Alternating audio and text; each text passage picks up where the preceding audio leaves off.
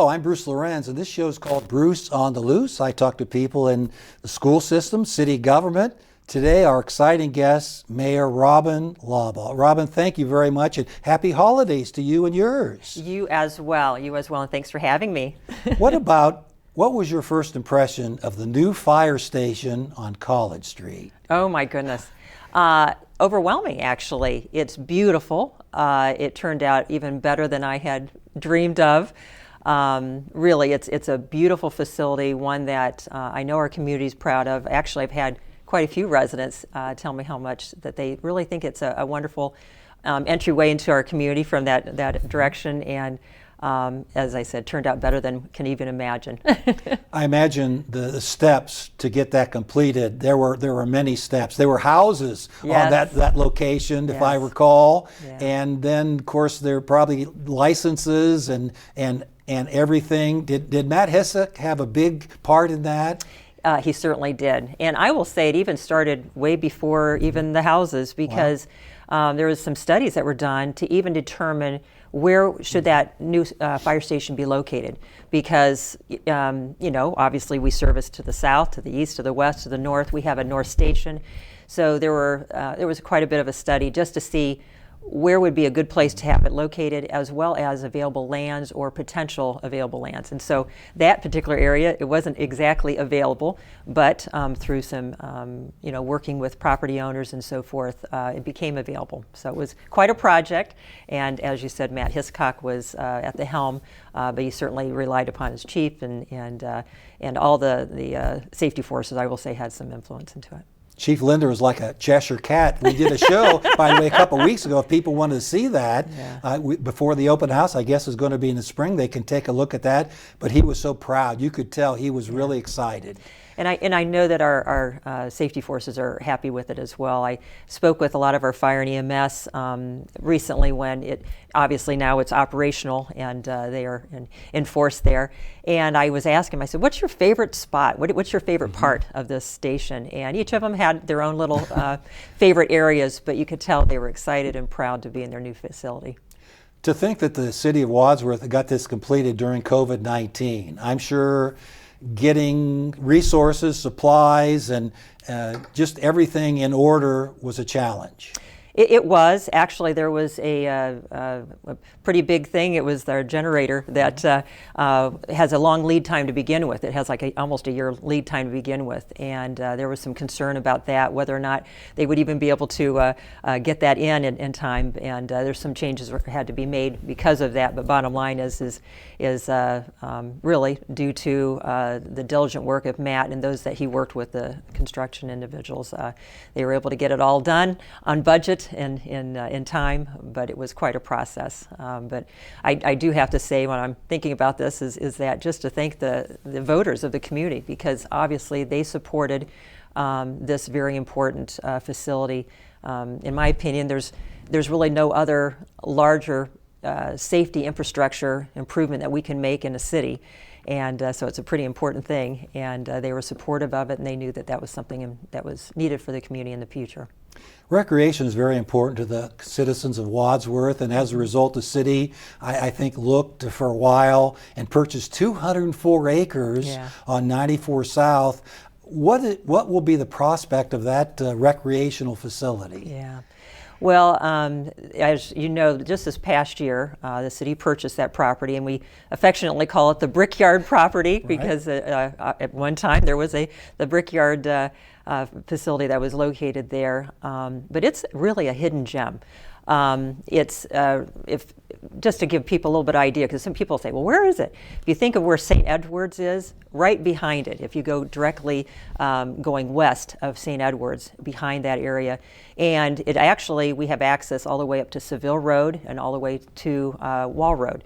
So it's that whole area back there. And the northern portion of that is envisioned to have an athletic complex. The southern portion, and there's actually over 100 acres to the southern part, and there's 2 lakes that are even on that part, is envisioned to have some walking trails, bike trails, as I said, access to fishing. There's some areas that could have overlooks, wildflowers and so forth. It's just really a beautiful, beautiful area that I'm excited to see how eventually it will unfold, and given community input as well as getting some good advice from some consultants. But that's going to be a beautiful area. So combined athletic complex and more passive recreation. So this will be done in stages, I would imagine, so we Yes. can't do everything all at once. And there seems to be, in your description of it, something for everyone there. Yeah, I think there will be, but I think that's a good point is that we all need to be patient, because there's going to be quite a process for this, because we had done some preliminary, and it's called phase 1 environmentals, just because we wanted to see, is this something that we want to purchase? And when it came back, that the environmentals came back actually quite good. But there's still some areas that we do need to look further, and so that we're continuing that phase 2 now, more detailed into phase 2, to see, there are things that we need to do to make sure that we mitigate it, or to make it appropriate for recreational use. And so that process is continuing throughout this year, and that it will actually continue until the next this coming spring. So there's a process for that. There's a process as far as determining exactly how that will develop. We had some beautiful conceptual designs that our consultant had worked with. I would call them stakeholders, individuals that would have particular interest in that area, and they, through that process, came up with some conceptual designs. Now what we need to do, and this is into beginning of next year and then into the next year, that those continued conversations with those stakeholders, we want to make sure that this develops in a way that completely meets our needs.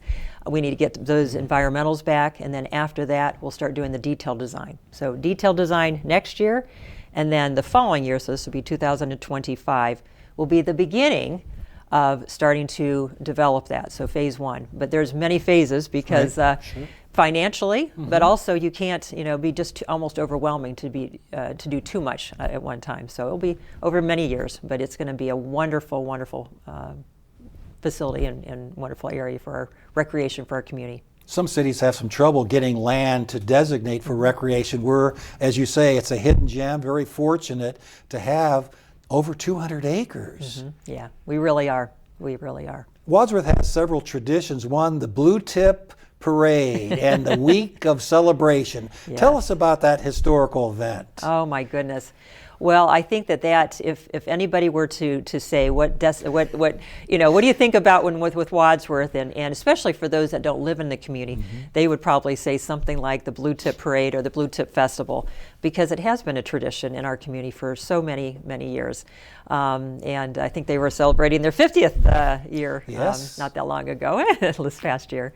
But it really does. It obviously the match is a wonderful tradition in our community, and so much so that we have our community logo, a community unmatched, and then have our that tagline, and then the logo, of course, is the flame. So It's kind of interesting. You mentioned there people look to Wadsworth in that event, but it seems like Wadsworth is a magnet. I go to the dog park, Mayor, and there are people from Rittman, Seville, Doylestown, all over West Akron, and Suprema Senior Center. There are people from all over attracted to all the activities we have here.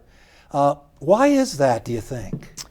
Well, I'll even add to that the YMCA. Sure. Because yes. I exercise regularly there, and Yes. in a lot of classes.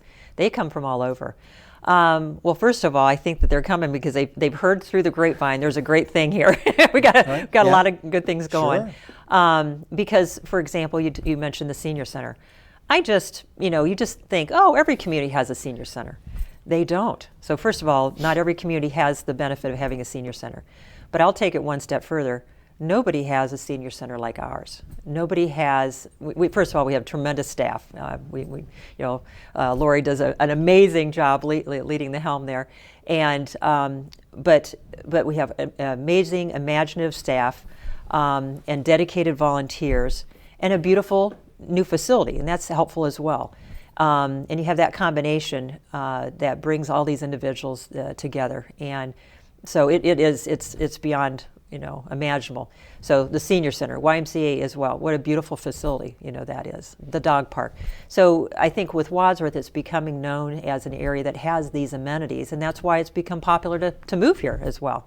We're a growing community, so one of the fastest in Ohio. I think Lori, Tammy, and the powers to be there have a problem because their newsletter is numerous pages. They're running out of space. They create new programs almost every month, and they're running out of space. That's a good problem to have. A good problem to have. I just went to they had a program yesterday, the Christmas program. They had additional 50 people. So instead of 200, they had 250 attend, and it was a happening place. Yeah. Speaking of happening places, what about First Friday? Now there's some communities, Mayor, that may have something quarterly or semi-annually, but the first Friday of every month, Wadsworth has an activity downtown. That's pretty unique, isn't it? Yeah. Well, as you are aware, we're a Main Street community, and there are a few Main Street communities that have done that. When we kind of heard that concept, Adrian Krause, or Adrian Patrick, of course now, took that vision and ran with it. And I really became a believer of it because what it is you have a designated night once a month that the first Friday of every month, there's going to be something going on downtown. And how wonderful that is. And that gives some opportunity for our businesses to plan. It gives opportunity for our community members to plan. I mean, I know for me, even though I don't, maybe I'm not paying attention particularly, what are they doing that? I know that there's something going to be going on. And I go and we get something to eat that night, and we'll go out and walk around the businesses. It's just always a fun time. In the fall, we always have Scare on the Square with Dr. McElvain leading. Yes. It seems like an expanded group of people interested in doing Michael Jackson's song and dance. Yeah. That is an amazing activity. Dr. Alex and Lori McElvain, I'm sure they had no idea what it would eventually become. Kind of the history of that is it was a 2013, so obviously they just celebrated their 10th anniversary, but during the 2013, we were in the planning stages of some additional activities to plan for the bicentennial. And Alex had mentioned that, hey, when I was in school in Kentucky, I had seen that that they had done the Thriller dance. And he says, I think that's something that Wadsworth can do, this little old town Wadsworth. And we were all kind of looking at him a little skeptical, but he has so much energy. And we're like, hey, sure, let's do it. It seemed like a different idea, but he planned it. And it was just kind of that year, it was just kind of a soft, little bit of a, a few zombies coming out. And anyways, bottom line is it was very well received, a lot of fun, and we said we're going full steam ahead for the bicentennial. So the following year is, we, as I said, went all out, and it turned out to be an amazing activity. I actually checked, believe it or not, it was last year's Thriller. We had the video, it had 2.3 million people, they call it 2.3 million hits. Wow. Yeah, so it's far and wide. You talk about going outside of Wadsworth. That has gone outside of Wadsworth. No question. Why don't we comment for a minute about his uncle, Steve McElvain, served in municipal court. 27 years. Yes, they had a big get together for him recently. I happened to be in City Hall for Cable Commission, which you appointed me, and saw the get together, getting ready to go. What about Steve McElvain? Oh, he's been a wonderful, wonderful judge. We've been so fortunate to have him. It's hard to believe, 27 years. I remember actually when he first ran for judge, his very first time, it was before I had entered into politics here in town, just about though, and it was his first time, and it's a little bit intimidating that when you run, but boy, are we so fortunate to have him serve all these years, and of course the McElvain family has been so involved with the community over the years, but he really is a true leader. You'll see him on First Fridays often and other Main Street type events that he and his wife that, they'll man a table or they're picking up things or they're delivering things, but they're serving the community. And so in addition to being a great judge, he's a tremendous individual that has served our community well and continues to serve. I remember the judge when I was principal of Black River. He brought the court into the high school, and the students saw the proceedings. And I was advisor with Mock Tri. We had 3 or 4 kids that went on to become attorneys. So he might have had a little to do with that, Mayor, and he really does reach out and help the community, no question about it. Yeah. Anything with utility, any upgrades or anything you can tell us about the fine utility services here in Wadsworth? You bet. Well, I will say that every division has goals and things that they are planning for the next year. And when it comes to utilities, sometimes it's not the most exciting, So, for example, we're planning a big water line on Wolf, and that will go from High Street to West Street. And so there'll be some disruption, but there'll be truly an upgrade. I mean, we're always working on, so for example, we're going to be rebuilding some of our water wells. That's a standard procedure each year. So electric improvements, we'll be doing some upgrades and so forth. And so every division will have things that continue to make sure that we deliver a service in that particular division. Each service is quality, that it's going to be dependable, and that it propels us to the future. And so, as I said, they're maybe not as exciting, but they are good. We do have an exciting one in the communication division that we'll be kind of announcing in the near future. That to me, continues to put us in the limelight as far as providing services unmatched. Speaking of that, the leaf pickup just went down my street the other day for the 3rd time. Yeah. There are numerous things. And one time in the spring, large items can be picked up by the sanitation, and that department trucks come up and pick things. My daughters live on the West Coast and East Coast.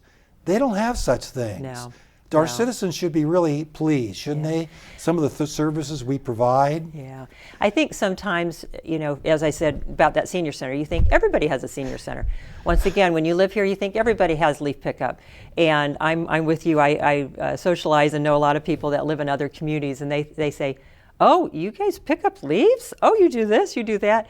And they said, "Oh, I wish we did that." Or they say, "Oh, they pick up once per year, one time, and it all has to be bagged, and it's on the curb." And so a lot of restrictions, and as I said, one pass, but they keep passing, they keep going through, and as long as the weather holds, we will continue, and we'll get every leaf up there until the snow starts to fly. So we'll finally call it, because leaves are up, and now it's time to change over and prepare for snow. One other area that again people may take for granted is our library. Yes. It seems to me that over the last several years, they have expanded the outreach to, again, senior citizens facilities. Suprema, I'm in a monthly book chat that I really enjoy very much. Anywhere from 8 to 12 people involved in that on a regular basis. And the library is really a gem as well. I agree. I really do. And one of the things when you mentioned that, I remember a story. My sister lives afar. One of my sisters, she lives afar, but she's a real reader. And she was visiting one time to Wadsworth and happened to go to our library. And she lives near a fairly major metropolitan area. And she could not get over our library. She says, "Oh my gosh, Robin, for a small town, you guys have an amazing library." And I said, "I know." But all those things that you had just mentioned, to me, and obviously it's under the direction of Daniel Slife, but he's done a tremendous job of, I will say, pivoting a little bit as far as, there's different ways now to utilize the library. So, for example, I use a lot of books on audio. I don't have as much time to sit down and read, but I have some time in the car or time when I'm getting ready or something, and I'm listening to books. That's how I'm able to access the library. And so, everybody accesses the library different ways, and then there's different programs. The whole emphasis is learning. How do you learn? How are you able to communicate knowledge, and how are you able to have access to all this amazing information that we have in the world? Several businesses I've done shows with uniquely homemade for you, the world, and I guess there's a new restaurant in town, The View. Yes. Isn't it exciting to have businesses come and join the Wadsworth community? It really is. And you were talking about how people have found that Wadsworth is the place to be.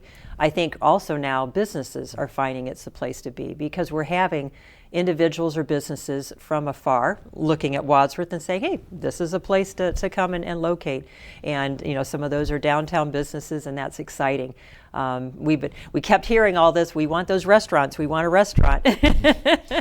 So they're coming, and it's just exciting to see, because what I found is even when we've had expanded commercial offerings, the more you have, the better, because then you don't have as much reason to go outside of Wadsworth to shop. And so it almost makes it so that you get all of your shopping done here versus having to go elsewhere. And so I think that's starting to be the case, let's say, with eating establishments. There's more and more eating establishments being available.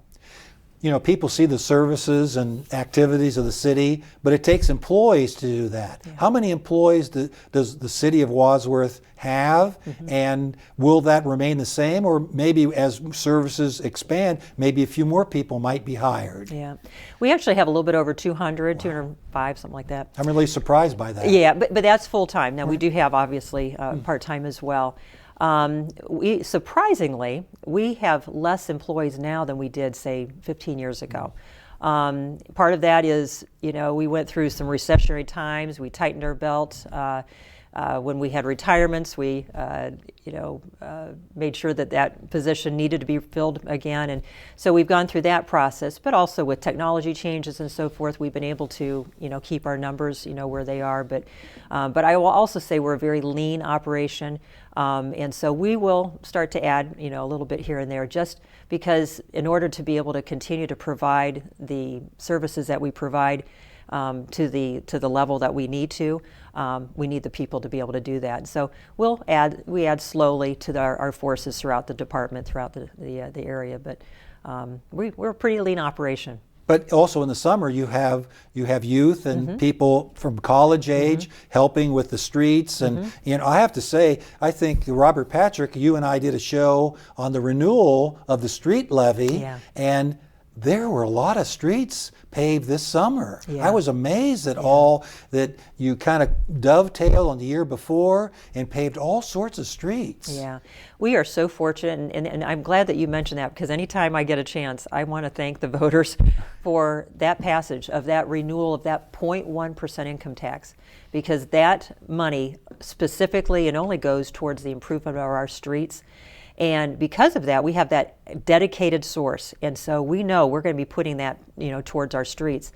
And what it allows us to do is leverage those dollars to, say, state dollars. So, for example, they'll say, yeah, we'll give you a grant, but we want you to match that. And so, sure, we'll put our match and we'll get your money too. Sure. And so we're able to do even more than what we would normally do with our own dollars. And so, but yeah, you've seen those maps. We've done 4 to 5 times what we would have done in the past. And I would say the reason why we had that, income tax proposed is that we knew we were, going further and further and further behind on the maintenance of our roads. But, gosh, now it's been probably 12 years ago. We said, we've got to do something. Let's change this around. And Susan Hanlon, actually, who's joining on council coming in January again, when she was on council at that time, she said, we need to get going on this streets. We need to do something about it, and took the lead on the council end to say, we need to do something about it. And so I was so grateful for her support at that time. Seems to me there's a lot more activity. I go 94 South, going toward our new facility coming up, recreational facility, and it seems like there's all sorts of new businesses forming on the south end, or we also call it the Match District. I love, first of all, that the area is called the Match District, because obviously our heritage. And I just think that's neat that's together, that they determined that would be kind of like how they would call it. And so I call it as well, the Match District. But Mike Levitt with Water and Main has kind of taken the lead and have worked together with those businesses. But I'm really proud of them, because they have made some nice improvements over this past year and are continuing to do that. Mike, obviously, they did that patio and did some lighting. So across the street, they did a nice patio and lighting, and another has put a new door in, a new lighting, and over at the barber shop that they did some new siding. The South Plaza, they did some new columns and painted and got new windows. So all of them are working together to improve the area, because once again, that's another gateway into our community. And the city assisted with new sidewalks Yes. and some improvements Yes. as well, so Yes. we can't leave the Yeah. city out of it as Yeah. well. And we did a facade grant to help as well. Yeah. What about the gem here, WCTV? I know you were at the awards, but Yes. Wadsworth has a unique facility here. There's an array of programs. We have former ministers doing show. We have people doing shows from the school's perspective. We have all sorts of shows that help people learn and grow. Yeah. Well, what's exciting, first of all, 40 years of existence. And once again, it's one of those things. Doesn't every community have their own public access? No. Right. So first of all, many communities do not have their own public access. But on top of it, if they do, they don't have WCTV. We are unique. You won't find another similar WCTV elsewhere because of the amount of programming that they do. The amount of services that they do, and obviously the quality of work. The number of programs that they produce over the years. I think it was 1,800 this past year, give or take a little bit, up to 2,000, and that's just those type of numbers you'll see, and you won't even see at the major metropolitan areas produce that many. So first of all, we have a facility and an opportunity like no other. But what a tremendous service that it provides the city. Yeah. And I think newcomers really enjoy it. I've had some new people move in, and they again are awestruck with the number of shows and the breadth of the shows that the WCTV produces. Oh yeah. Well, to be able to have access to them, really to be able to go online and view, and obviously now they're digitizing. Those that were in the past, and then putting them on YouTube. And so then they're going to be able to be searchable and be able to see things from years ago. I think that's pretty exciting. Mayor Robin Laubaugh, thank you very much for taking time out of your very, very busy schedule, and happy holidays again to you and yours. You as well. And I'm sure you'll have a few things up your sleeve for 2024. Oh, obviously. Thanks for viewing Bruce on the Loose, and we'll be looking forward for a lot of very interesting shows for 2024. Thanks for viewing.